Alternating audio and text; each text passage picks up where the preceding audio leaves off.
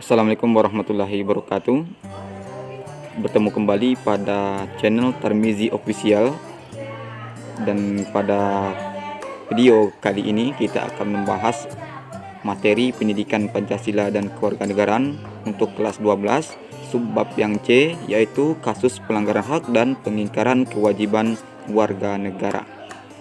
Semoga dengan video ini bisa menambah wawasan kita semua. Oke.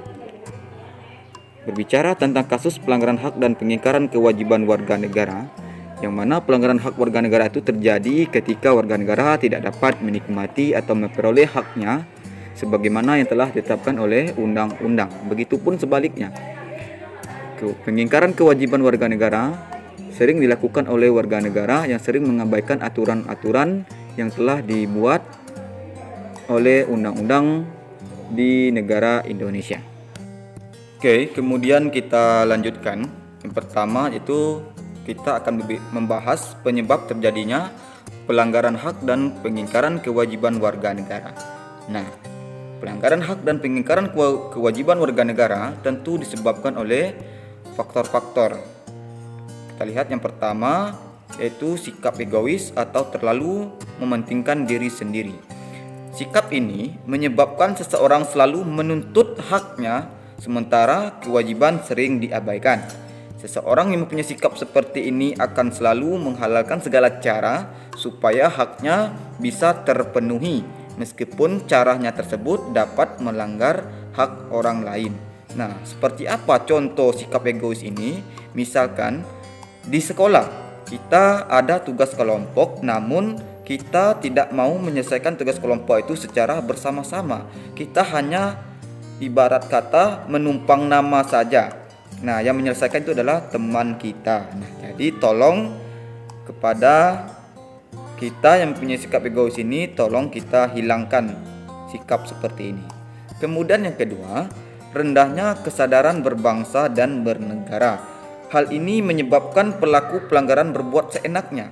Pelaku tidak mau tahu bahwa orang lain mempunyai hak yang harus dihormati juga.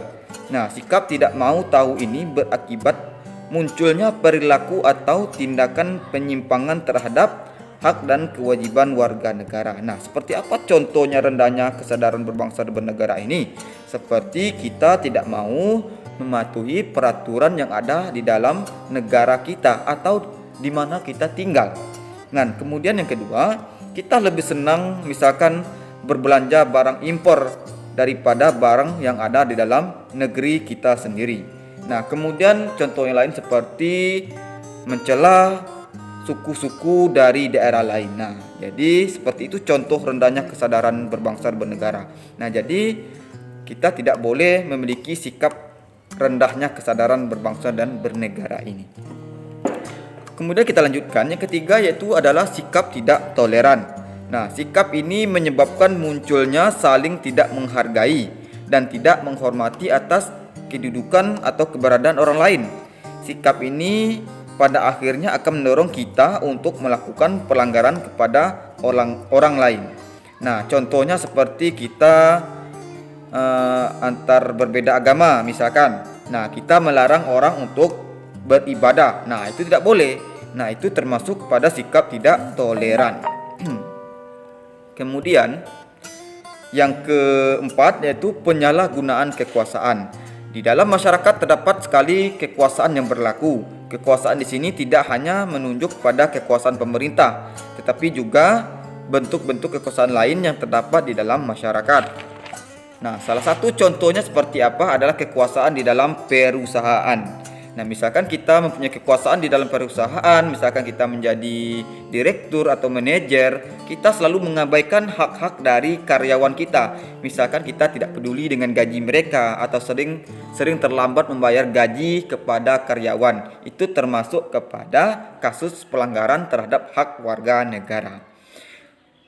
Yang poin yaitu tentang penyalahgunaan kekuasaan. Kemudian yang kita lanjutkan juga, yang selanjutnya itu tentang ketidaktegasan aparat penegak hukum. Nah, aparat penegak hukum ini yang tidak bertindak tegas terhadap setiap pelanggaran hak dan pengingkaran kewajiban warga negara tentu saja akan mendorong timbulnya pelanggaran-pelanggaran yang lain. Karena kalau aparat penegak hukum ini tidak tegas, maka tentu pelanggaran ini akan menjadi kebiasaan sehingga nanti akan begitu terus selanjutnya. Nah, jadi penyelesaian kasus pelanggaran yang tidak tuntas ini akan memicu bagi munculnya kasus-kasus yang lain. Para pelaku cenderung mengulangi perbuatannya karena tidak ditindak tegas oleh aparat penegak hukum. Nah, jadi contohnya seperti itu. Jadi ketika nanti kita menjadi aparat penegak hukum, maka jadilah aparat penegak hukum yang tegas. Kalau yang salah, kita harus beri sanksi. Nah, jadi seperti itu. Kemudian yang terakhir adalah penyalahgunaan teknologi.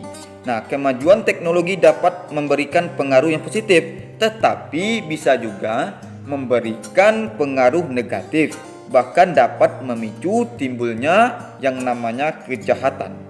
Nah, tentu kalian pernah mendengar kasus penculikan ya melalui jejaring sosial, misalnya di Facebook atau di Instagram. Makanya kita harus hati-hati dalam menggunakan teknologi supaya kita tidak terpengaruh ke hal-hal yang negatif.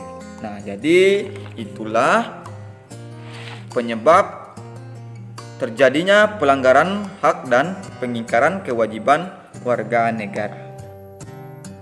Kemudian kita lanjutkan yang kedua, yaitu kasus pelanggaran hak warga negara. Yang mana pelanggaran terhadap warga negara ini bisa kita lihat dari kondisi yang sering terjadi pada negara kita saat ini. Nah, kita lihat yang pertama, proses penegakan hukum masih belum optimal dilakukan. Misalnya terjadi kasus salah tangkap, perbedaan perlakuan oknum aparat penegak hukum terhadap para pelanggar hukum dengan dasar kekayaan atau jabatan masih sering terjadi di negara kita. Nah, hal ini merupakan bukti bahwa pasal 27 ayat 1 Undang-Undang Dasar 1945 menyatakan segala warga negara bersamaan kedudukannya di dalam hukum dan pemerintahan dan wajib menjunjung hukum dan pemerintahan itu dengan tidak ada kecuali. Dengan tidak ada kecualinya. Nah, jadi amanat yang ada pada pasal 27 ayat 1 ini belum sepenuhnya dilaksanakan. Kemudian yang kedua, tingkat kemiskinan dan angka pengangguran di negara kita ini masih cukup tinggi. Padahal pada pasal 27 ayat 2 Undang-Undang Dasar 1945 mengamanatkan bahwa tiap-tiap warga negara berhak atas pekerjaan dan penghidupan yang layak bagi kemanusiaan. Nah, jadi amanat yang ada pada pasal 27 ayat 2 ini belum berjalan dengan optimal sebab angka kemiskinan di Indonesia masih banyak. Seperti contohnya kita lihat atau kita perhatikan di kota-kota sana masih banyak pengemis. Kemudian angka pengangguran juga masih cukup tinggi di Indonesia sebab lowongan pekerjaan masih sulit bagi para generasi muda. Kemudian yang ketiga, makin merebaknya kasus pelanggaran HAM seperti kasus pembunuhan, pemerkosaan, KDRT atau kekerasan dalam rumah tangga dan lain-lain sebagainya. Nah, padahal pasal 28A sampai 28J dalam Undang-Undang Dasar 1945 telah menjamin keberadaan hak asasi manusia. Nah, jadi amanat yang ada dalam pasal 28A sampai 28J ini belum juga bisa berjalan dengan optimal. Kemudian yang D, masih terjadinya tindak kekerasan yang mengatasnamakan agama, misalkan penyerangan tempat peribadatan. Padahal pada pasal 29 ayat 2 Undang-Undang Dasar 1945 telah menegaskan bahwa negara menjamin kemerdekaan tiap-tiap penduduk untuk memeluk agamanya masing-masing dan untuk beribadat menurut agama dan kepercayaannya itu. Nah, ini juga belum berjalan dengan optimal. Kemudian kita lanjutkan yang kelima, yaitu tentang angka putus sekolah yang cukup tinggi yang mengindikasikan belum terlaksananya secara sepenuhnya amanat pasal 31 ayat 1 Undang-Undang Dasar 1945 yang menyatakan bahwa setiap warga negara berhak mendapatkan pendidikan. Kemudian yang terakhir yaitu tentang pelanggaran hak cipta, misalkan peredaran VCD atau DVD bajakan. Nah, seperti perilaku plagiat dalam membuat sebuah karya atau mencontoh karya-karya orang lain. Nah, ini juga belum berjalan dengan baik. Nah, jadi itulah kasus-kasus pelanggaran hak warga negara yang sering terjadi di negara Indonesia. Baik, kemudian yang ketiga yaitu kasus pengingkaran kewajiban warga negara. Jadi kita membahas tentang kasus pelanggaran hak warga negara. Sekarang kita akan membahas tentang kasus pengingkaran kewajiban warga negara. Ada slogan orang bijak bayar pajak. Slogan singkat memiliki makna yang sangat dalam, yaitu ajakan kepada warga negara untuk memenuhi kewajibannya.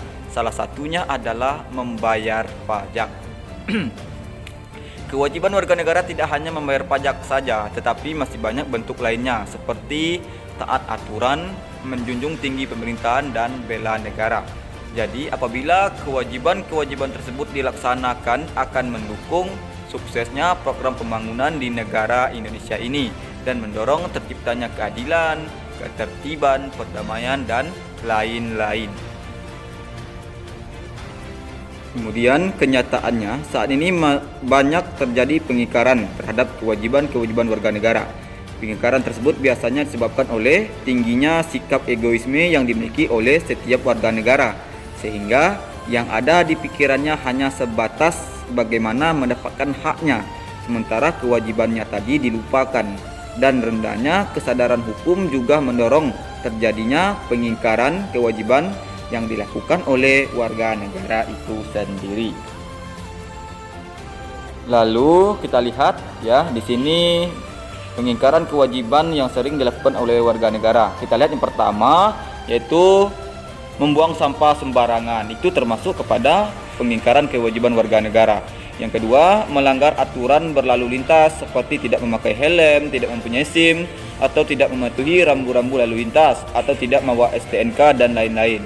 Yang C, merusak fasilitas negara, misalnya mencoret-coret bangunan milik umum seperti di sekolah, mencoret meja atau kursi di sekolah. Kemudian yang D, tidak membayar pajak seperti pajak bangunan dan pajak kendaraan. Kemudian yang terakhir, tidak berpartisipasi dalam usaha pertahanan dan keamanan negara. Nah, jadi itulah pembahasan pada video kali ini. Terima kasih banyak. Semoga dengan adanya video ini bisa memberikan wawasan kepada kalian semua. Terima kasih. Assalamualaikum warahmatullahi wabarakatuh.